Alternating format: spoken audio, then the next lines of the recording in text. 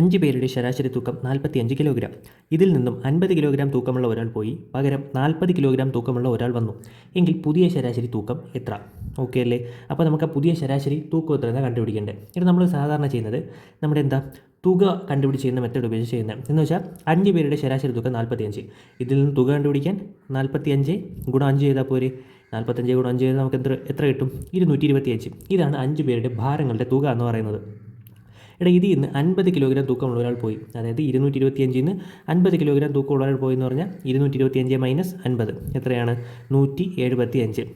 പകരം 40 കിലോഗ്രാം തൂക്കമുള്ള ഒരാൾ വന്നു. അപ്പോൾ വീണ്ടും 175 എന്ത് കൂട്ടണം? 40 കൂട്ടണം. പ്ലസ് 40 എത്രയാണ്? 215 ആയി. അപ്പോൾ ഇപ്പോൾ 5 പേരുടെ ആകെ തൂക്കം എന്ന് പറഞ്ഞാൽ എത്രയാണ്? 215 കിലോഗ്രാമാണ്. ഇനി അവിടെ ശരാശരി കണ്ടുപിടിക്കുക എന്ത് ചെയ്താൽ മതി?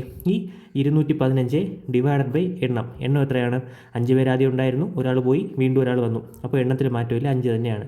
4 5 20, ശിഷ്ടം 1, 5 ഇറക്കുന്നു. 3 5 15, ശിഷ്ടം 0. നമ്മുടെ ഉത്തരം എത്രയാണ്? 43 കിലോഗ്രാമാണ് നമ്മുടെ ഉത്തരം. Option C.